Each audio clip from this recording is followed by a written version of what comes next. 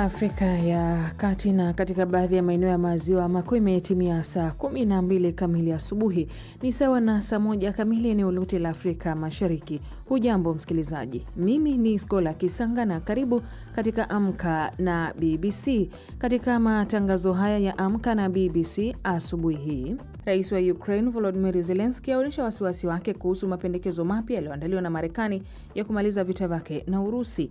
Kiongozi wa Qatar Sheikh Tamim bin Hamad Al Thani yuko katika ziara ya kikazi nchini Rwanda, na tunaangazia maandalizi ya timu hasa za barani Afrika kuelekea michuano ya soka kombe la dunia mwaka 2026.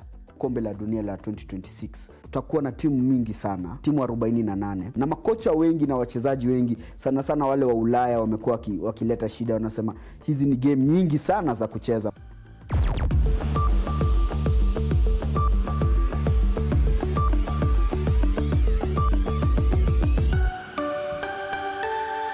Ijumaa leo Novemba 21. Kwanza mwenzangu hapa studioni Halima Nyanza na kusomea muktasari wa habari za ulimwengu. Halima, karibu. Asante Skola, na habari msikilizaji. Rais wa Ukraine Volodymyr Zelensky amesema nchi yake inahitaji amani ya kweli na heshima ambayo haitavunjwa na Urusi iwapo itaivamia tena nchi hiyo kwa mara ya tatu. Ametoa kauli hiyo baada ya Marekani kuwasilisha mapendekezo mapya kumaliza vita vya Urusi. Maelezo juu ya mpango huo bado hayajathibitishwa rasmi, lakini vyombo vya habari vimedokeza kwamba yamejikita zaidi katika matakwa ya Urusi. Wanasiasa kutoka nchi za Ulaya wameonya kuwa makubaliano yoyote ya amani lazima yaungwe mkono na Ukraine na Ulaya. Wajumbe wanaoshiriki mkutano wa Umoja wa Mataifa wa tabia nchi COP30 nchini Brazil wamesema moto uliowaka katika eneo hilo unaweza kuchelewesha hatua ya kufikiwa kwa makubaliano ikiwa imebaki siku moja tu mkutano huo kumalizika. Zaidi na Esther Luambano. Moto huo unaripotiwa umesababishwa na hitilafu ya umeme na kuwalazimu maelfu ya wajumbe kutoka ndani ya ukumbi, huku watu 13 wakipata matibabu ya kuvuta hewa yenye moshi. Hata hivyo, moto huo uliweza kudhibitiwa ndani ya muda mfupi. Waandaaji wa mkutano huo wanasema ukumbi umefungwa mpaka kesho. Awali, Katibu Mkuu wa Umoja wa Mataifa Antonio Guterres alitoa wito wa kufikiwa kwa makubaliano ili kuiondoa dunia kwenye utegemezi wa nishati ya kisukuku. Shirika la kimataifa la kupambana na uhalifu la Uingereza NCA limeonya watu nchini humo kuwa yeyote yule atakayenunua kokaini ama dawa nyingine za kulevya anaweza bila kukusudia kuwa anafadhili utengenezaji wa silaha za Urusi. Uchunguzi umegundua juu ya uhusiano kati ya mitandao ya utakatishaji fedha kutoka biashara za dawa za kulevya nchini Uingereza na benki moja nchini Kyrgyzstan ambayo inasaidia kampuni za silaha za Urusi kukwepa vikwazo. Sal Melke ni afisa kutoka katika shirika hilo la kupambana na uhalifu la Uingereza. Shirika la kitaifa la kupambana na uhalifu linaweza kuangalia malipo hayo na kuyafuatilia na kuona jinsi yanavyokusanywa pamoja na malipo mengine kama hayo. Tunaweza kuona fedha hizo zikibadilishwa kuwa sarafu ya kidijitali na tunaweza kuona wanufaika wa biashara hiyo wakipata kiasi kikubwa sana cha fedha ambacho kimewezeshwa kununua benki. Na msemaji wa rais wa Afrika Kusini Cyril Ramaphosa amesema nchi hiyo haitakabidhi uwenyekiti wa mkutano wa G20 unaofanyika nchini humo kwa kaimu balozi wa Marekani kama ilivyopangwa. Kauli hiyo inafuatia mzozo wa kidiplomasia kati ya nchi hizo mbili. Awali, Marekani iliarifu kuwa mwakilishi wake aliyoko katika mji mkuu wa Afrika Kusini Pretoria angehudhuria hafla ya makabidhiano kwa utaratibu wa kawaida, lakini hata shiriki kwenye mazungumzo. Hii ni BBC. Kutoka studio zetu hapa Dar es Salaam, hapa studioni mwenzangu huyo Halima Nyanza amekusomea muktasari wa habari za ulimwengu. Unasikiliza Amka na BBC kutoka idhaa ya Kiswahili ya BBC ikikutangazia kwenye FM na redio ya shirika mbalimbali. Kama unapatikana kule Jamhuri ya Kidemokrasia ya Kongo, tusikilize kupitia redio Muungano Beni pamoja na Lizalo Radio. Nchini Uganda ni Voice of Busoga pamoja na Voice of Muhabura. Nchini Kenya tusikilize kupitia Pamoja FM 99.9, lakini pia na tovuti yetu ni bbcswahili.com. Matangazo haya pia yanakujia moja kwa moja kupitia ukurasa wetu wa Facebook. Msikilizaji, rambaza tu andika BBC Swahili. Mimi ni Skola Kisanga. Rais wa Ukraine Volodymyr Zelensky amejibu mapendekezo mapya yaliyoundwa na Washington ya kumaliza vita na Urusi. Anasema kwamba Ukraine inahitaji amani ya ukweli na heshima ambayo haitavunjwa na uvamizi wa tatu wa Urusi. Maelezo ya mpango huo hayajathibitishwa rasmi, lakini taarifa zinaonyesha kwamba unategemea madai ya Urusi, yakiwemo kwamba Kyiv ikabidhi maeneo yake zaidi. Nastea Mohamed ana maelezo kwa kina. Rais Zelensky anatarajiwa kuzungumza na rais wa Marekani Donald Trump baada ya Marekani kuwasilisha rasimu ya makubaliano ya amani ili kumaliza vita na Urusi. Mpango huo ambao uliripotiwa kuandaliwa na mjumbe maalum wa Marekani Steve Witkoff na mwenzake wa Urusi Kirill Dmitriev, inasemekana haukuhusisha Ukraine. Katika taarifa yake, ofisi ya Rais Zelensky ilisema Marekani inaamini kuwa rasimu ya mpango huo inaweza kusaidia kuimarisha diplomasia na kuongeza kuwa Ukraine imekubali kufanya kazi hasa kuhusu vipengee kadhaa vya mpango huo kwa njia ambayo itapelekea kumalizika kwa vita. Kulingana na ripoti hiyo ni kwamba Kyiv iliunga mkono mapendekezo yote muhimu yenye uwezo wa kuleta amani kati ya Urusi na Ukraine. Kwa upande wake, Ukraine haikuelezea nini hasa kimependekezwa kwenye rasimu hiyo ya amani, ingawa kulingana na vyanzo vinavyonukuliwa na Axios, Financial Times na Reuters, inajumuisha mipango ya Kyiv kuachia maeneo ya Donbas iliyoko mashariki mwa Ukraine ambayo bado Ukraine inadhibiti, kupunguza kiasi kikubwa jeshi lake na kuacha silaha zake nyingi. Iwapo matakwa hayo yote yatathibitishwa, basi itaegemea pakubwa upande wa maslahi ya Moscow. Caroline Levitt ni katibu wa waandishi wa habari ikulu ya White House, alisema hamna mapendeleo katika rasimu hiyo. Mjumbe maalum Witkoff na katibu Rubio walikutana na baadhi ya wa Ukraine katika wiki iliyopita ili kujadili mpango huu.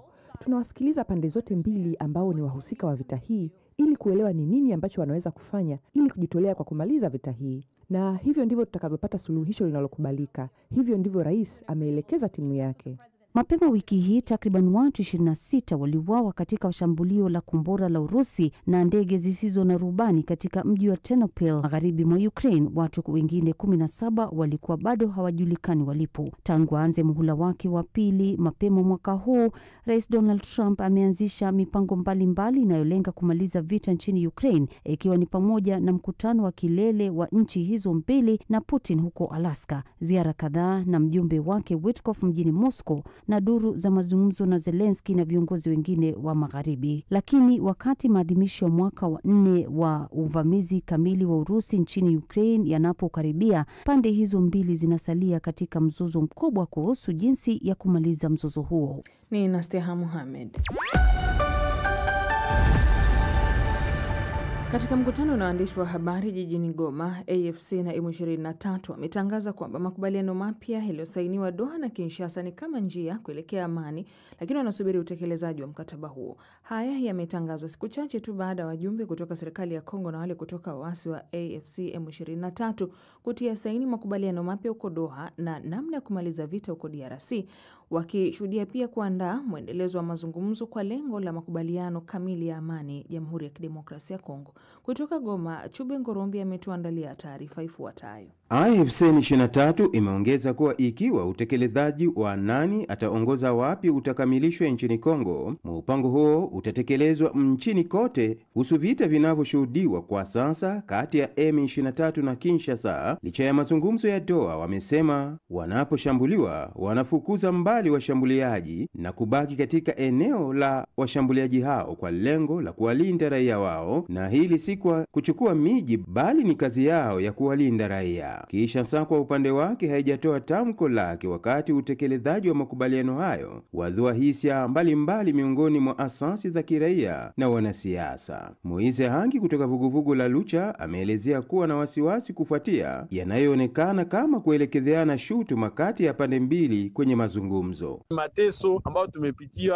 ikomeshwe. Ingekuwa muhimu wajitahidi kuheshimu hiyo mikataba na masikilizano ambayo inaendelea kukamatiwa hapo Doha ili kusaidia amani iboreshwe. Baadhi ya wanasiasa kutoka uongozi ulioko madarakani nchini Kongo wameonya washiriki wa mazungumzo ya Doha kuzungumzia taifa la Kongo kwa moyo wa utulivu. Moise Zihalirwa ni msemaji wa chama cha UNC Kivu Kaskazini. Government ya Kongo na movement M23 tunaomba wazungumze na roho nzuri ili raia ifaidike na hiyo mazungumzo ambayo iko inapitikana. Lakini upinzani pia pia una maoni gani? Ezekias Muhaya ni mmoja wa upinzani wa PPRD mashariki mwa Jamhuri ya Kidemokrasia ya Kongo. Wafikirie nini wanaweza kufanya, sababu kuungana mapasta, mapadri na movement ya Sovo la RDC inaweza kutufikirisha sasa, kutuletea Rais Tshisekedi akielewa hivi atawaeleza wakongomani kuna faida gani anayo ndani ya vita. Wachambuzi wa masuala ya usalama wanahofia kuendelea kwa vita, japokuwa huu ndio wakati wa kuzima moto. Wanasema wananchi wa Kongo lazima wajitegemee kupata suluhisho dhidi ya shida zao. Profesa Dadi Sale ni mchambuzi wa siasa mashariki mwa DRC. Ni wakati ya kuungana, ni wakati ya kujua kama sawa nyumbe na kuwe na lungula, ni wakati kabisa ya kuzimisha moto. Haya yanajiri wakati pia tume ya Umoja wa Mataifa katika Jamhuri ya Kidemokrasia ya Kongo MONUSCO kinatoa wito kwa wahusika kuendelea na mazungumzo kwa imani nzuri ili kubadilisha ahadi hizi kuwa maendeleo halisi juu ya ardhi. Ni Chube Ngorombi huyo. Kiongozi wa Qatar Sheikh Tamim bin Hamad Al Thani yuko katika ziara ya kikazi nchini Rwanda yenye lengo la kuimarisha uhusiano na ushirikiano kati ya nchi hizo mbili. Qatar ni mshirika mkubwa wa Rwanda katika nyanja mbalimbali ikiwemo biashara, lakini pia jeshi na hata diplomasia. Zaidi na Ive Buchana.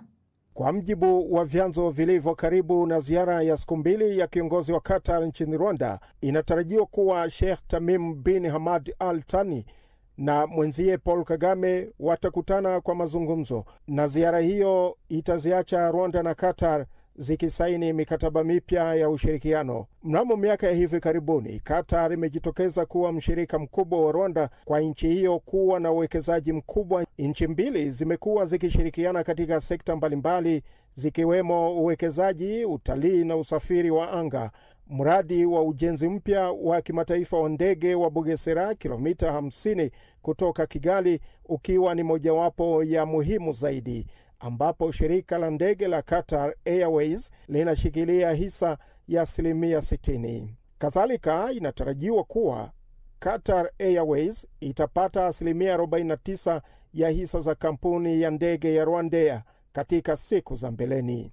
Miongoni mwa miradi mipya ambayo nchi hizo mbili zinaweza kushirikiana ni pamoja na Kigali Innovation City ambayo inalenga kuifanya Rwanda kuwa kitovu cha teknolojia barani Afrika. Katika masuala ya kijeshi, majeshi ya nchi mbili yamekuwa yakishiriki mafunzo ya pamoja, na kidiplomasia Qatar imekuwa mstari wa mbele katika mazungumzo ya upatanishi ya migogoro mbalimbali inayohusisha Rwanda, hasa mashariki ya Jamhuri ya Kidemokrasia ya Kongo.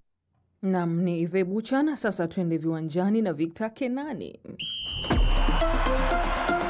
Shukran Scholar. Tunaanza na draw ya mechi za mtoano za kufuzu kombe la dunia mwaka 2026. Wales watakuwa wenyeji wa Bosnia na Herzegovina katika nusu fainali ya mtoano ambayo itachezwa kwa mtindo wa mchuano mmoja pekee. Endapo watashinda, wanaweza kukutana na Italia au Ireland ya Kaskazini nyumbani kwenye fainali ya mtoano. Ireland ya Kaskazini waliofuzu kupitia ligi ya mataifa wamepangiwa safari ngumu ya kusafiri hadi Italy kwa ajili ya nusu fainali yao. Jamhuri ya Ireland waliopata nafasi yao kwa ushindi wa dakika ya mwisho dhidi ya Hungary watacheza ugenini dhidi ya Jamhuri ya Czech katika nusu fainali yao. Mshindi wa mechi hiyo atakuwa mwenyeji wa Denmark au North Macedonia katika fainali ya mtoano. Jamaica ambao walikosa kufuzu moja kwa moja baada ya kupitwa na Curacao watapambana na New Caledonia, na mshindi atakutana na Jamhuri ya Kidemokrasia ya Kongo kwenye fainali. Wakati huo huo, Bolivia na Suriname watamenyana kutafuta nafasi ya kucheza dhidi ya Iraq.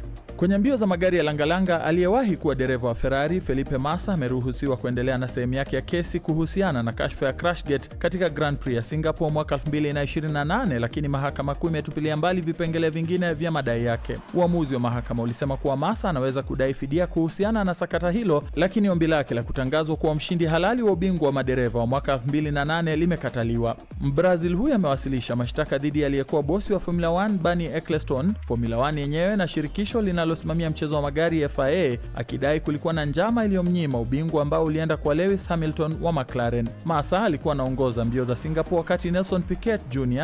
alipojibamiza kwa makusudi ili kumpa mwenzake wa Renault Fernando Alonso nafasi ya kushinda mbio hizo. Massa anaamini kwamba kama tukio hilo lingechunguzwa mapema na matokeo kufutwa, angekuwa ametangazwa bingwa wa dunia. Akiwa na miaka 44, anadai fidia inayokadiriwa kufikia pauni milioni 64. Kwenye tenis, Uhispania ilidhihirisha ubabe licha ya kukosa huduma ya Carlos Alcaraz na kuishinda Jamhuri ya Czech kwenye robo fainali ya Kombe la Davis na hivyo kusonga hatua moja karibu na taji lao la kwanza katika kipindi cha miaka 6. Alcaraz ambaye ni mchezaji namba 1 duniani alijiondoa kwenye kikosi siku ya Jumanne baada ya kushauriwa kutocheza Bologna kutokana na uvimbe kwenye msuli wa paja lake la kulia. Mabingwa hao mara 6 sasa watakutana Argentina au Ujerumani katika nusu fainali siku ya Jumamosi.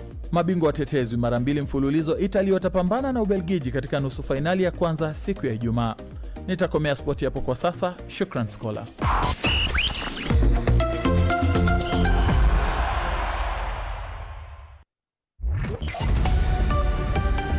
Matangazo ya asubuhi ya Amka na BBC. Habari kuu ni pamoja na rais wa Ukraine Volodymyr Zelensky aonyesha wasiwasi wake kuhusu mapendekezo mapya yaliyoandaliwa na Marekani ya kumaliza vita na Urusi. Kiongozi wa Qatar Sheikh Tamim bin Hamad Al Thani yuko katika ziara ya kikazi nchini Rwanda, na tunaangazia maandalizi ya timu hasa za bara Afrika kuelekea michuano ya soka ya Kombe la Dunia mwaka 2026. Hii ni BBC.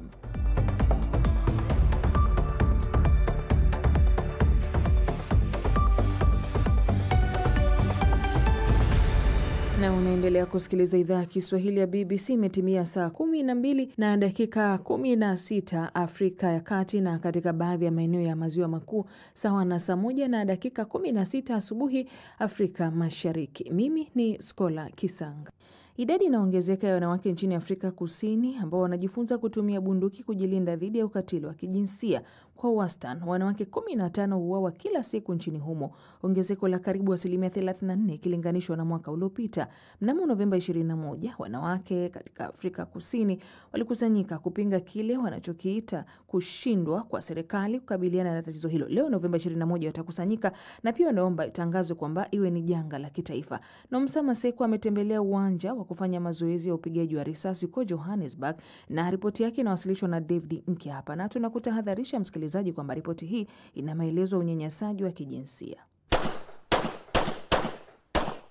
Hivi ndivyo baadhi ya wanawake nchini Afrika Kusini wanavyofanya ili kujihisi salama katika nchi yenye kiwango kikubwa cha unyanyasaji dhidi ya wanawake. Nipo kwenye kituo cha kujifunza kufyatua risasi hapa Johannesburg, ambapo kundi la wanawake 9 wanafanya mazoezi ya kulenga shabaha. Miongoni mwao ni Lynette Oxley kutoka shirika la Girls on Fire.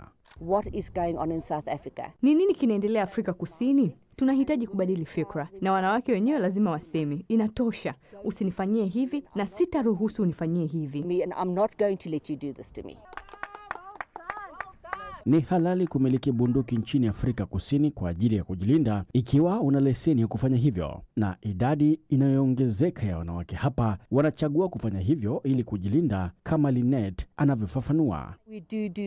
Tunafanya mafunzo ya silaha za moto, ikiwa ni pamoja na mafunzo ya kuwajibika katika mazingira magumu. Tunachofundisha wanawake wa kawaida ni ufahamu wa hali ilivyo. Kuepuka ni hatua yako ya kwanza. Chaguo la mwisho kabisa ikiwa kujitetea kwa bunduki. Kisha pia paza sauti. Sio kila wakati unaweza kujitetea kwa bunduki. Nataka wanawake wabadilike na kile wanachokifikiria juu ya wao wenyewe. Acha kuwa kimya. Ikiwa unazungumza, hata kama haukushinda pambano, lakini angalau unaweza kupambana. At least you're fighting back. We've been testing it, okay. Hivi ndivyo pia ambavyo Prudence amekuwa akifanya kwa miaka 3 sasa. Anasema alienda kuripoti polisi baada ya kubakwa mwaka 2022. Kwake sio tu kuzungumza, ni kusikilizwa. Mashtaka dhidi anayedaiwa kumshambulia yalitupiliwa mbali baada ya ushahidi wa vinasaba, yani DNA, kupotea. Nikasema hapana, nilipiga kelele, nililia, lakini hakukubali kuniacha. Tangu wakati huo ilikuwa vita kwa kweli. Baada ya ushahidi wa ubakaji kuharibiwa, kulikuwa na swala la iwapo kulikuwa na jambo linaloendelea, lakini baadaye ushahidi ulipatikana. Kisha nilikwenda kwenye moja ya vikao vya kesi, vikao vya mahakama huko Limpopo, ambako iliondolewa kwa muda kwa sababu ya ukweli kwamba DNA iliyochukuliwa haikuwa imerudi na hadi leo haijarudi. Hiki ndicho kiwango cha unyanyasaji wa kijinsia na mauaji ya wanawake nchini Afrika Kusini ambacho shirika la kutetea haki za wanawake kwa mabadiliko linaitaka serikali kutangaza kwamba ni janga la kitaifa. Cameron Kasambala ni msemaji wa shirika hilo. 15 women killed every single day. Wanawake 15 huuawa kila siku. Kesi 117 za ubakaji huripotiwa kila siku, na hiyo ni 5% tu. Takwimu za aina hii haziwezi kupuuzwa. Tumeweka sheria na sera kwa miaka mingi, na mpango mkakati wa kitaifa wa kukabiliana na unyanyasaji wa kijinsia ulianzishwa mwaka 2019. Tuna sheria za unyanyasaji wa majumbani, sheria ya ulinzi dhidi ya unyanyasaji vitendo na sheria nyingi nzuri, na kinachoendelea kutokea ni ukosefu wa utekelezaji na uwazi.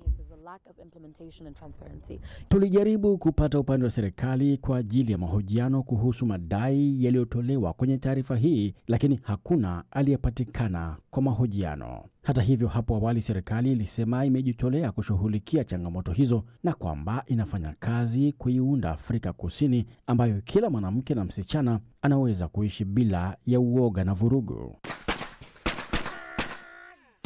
Hili ndilo jambo ambalo kila mwanamke hapa anaweza kuwa na matumaini nalo.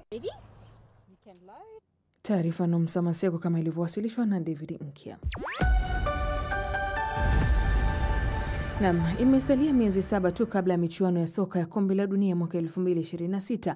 Awamu hii itaandaliwa kwa mara ya kwanza kwa ushirikiano wa nchi 3 ikiwa ni Marekani, Canada na Mexico. Timu 32 zimefuzu katika michuano hiyo ikiwa ni pamoja na vigogo England, Croatia, Ufaransa, Brazil na bingwa mtetezi Argentina. Kwa mara ya kwanza bara la Afrika lina uwakilishi wa timu 9 ikiwemo Morocco na Senegal. Ahmed Bahaji amezungumza na Steven Njuguna, mchambuzi kutoka nchini Kenya, pamoja na Salama Ngale, mwandishi wa habari za michezo kutoka Dar es Salaam, Tanzania. Wanaanza kuzungumzia kuhusu ongezeko la timu 48 kutoka 32 za hapo awali. Huu kombe la dunia la 2026 tutakuwa na timu mingi sana, na bado kwenye format ya mchujo.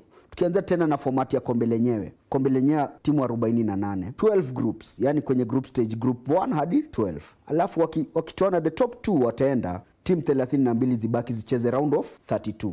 Ndio waende sasa round of 16 kama World Cup ya kawaida. Na makocha wengi na wachezaji wengi sana wale wa Ulaya wamekuwa wakileta shida, wanasema hizi ni game nyingi sana za kucheza. Manake wengine wanasema timu kabla ifike finali inaweza jipata imecheza game kama game 8 ama 9 kabla ifike hapo. Na sasa tufika kwenye format ya qualification, hata kuna game zingine zaidi, ile ambayo utachezwa mwezi wa 3 mwaka ujao 2026. Manake kuna intercontinental playoff, huo utakuwa na timu 6 na zitakuwa zinapigania slot 2 pekee. Na hapo kuna DRC kurepresent, yani wa Afrika, kuna kurepresent Asia, Iraq iko hapo, kurepresent region ya CONMEBOL, yani CONMEBOL ni Northern America na Central America, kutakuwa na Jamaica na Suriname, na mwishowe kurepresent Oceania, region ya Oceania, kutakuwa na Papua New Guinea. Sasa ukiangalia hizi teams zote unaangalia ya kwamba kuna competition kubwa sana. Game hizo zenyewe zitachezwa 22nd March. Hapo kuna slot 2. Ukienda pale UEFA kuna slot 4 pekee zinapiganiwa na teams 16.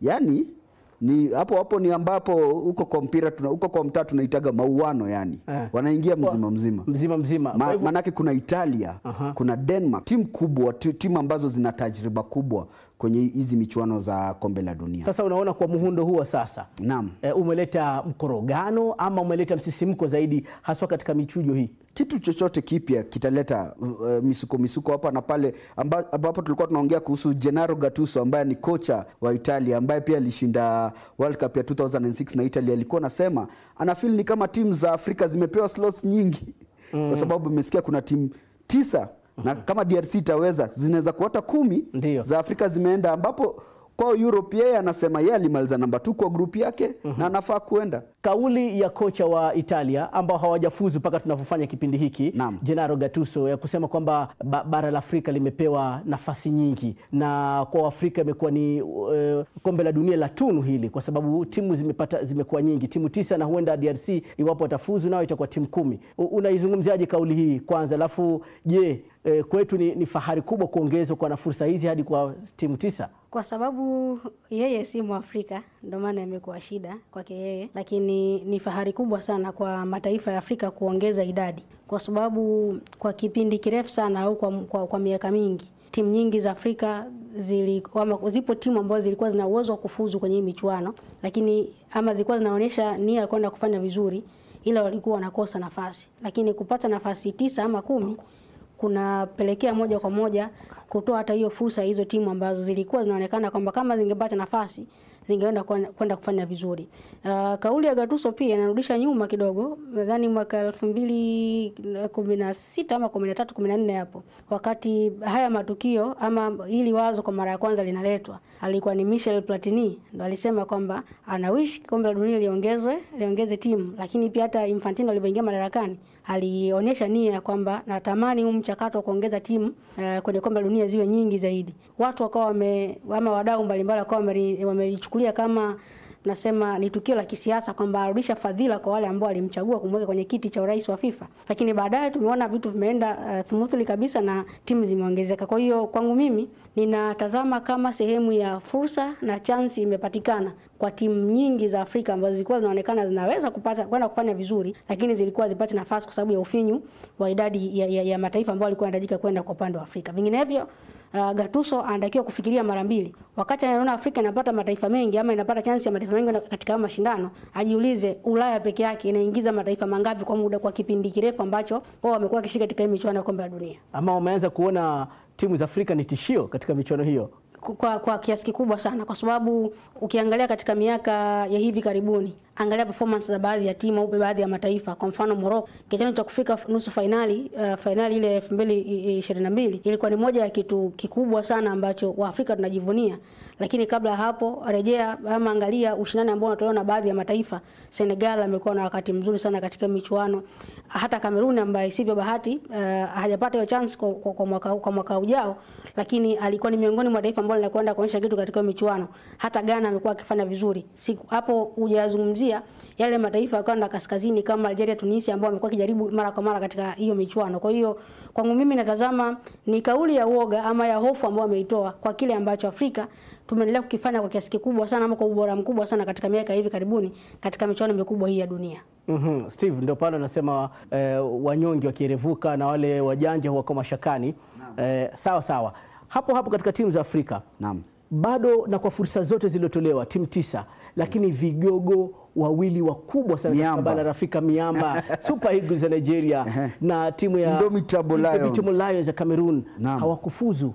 Ni kitu gani kiliharibika hapo? Ukiwatazamia pia I think naona ni madharau ambao waliona, manake wamezoea kuqualify kwa World Cup. Masasa ile hata slots ni kidogo, slots ni 5. Sasa waliona slots ni nyingi, lazima yani tu wataingia. Pale Super Eagles wakaenda wakaonyeshwa mambo pale na South Africa, wakaitikia. Ukiangalia pia Cameroon juzi wameonyeshwa mambo na DRC, wakakubali.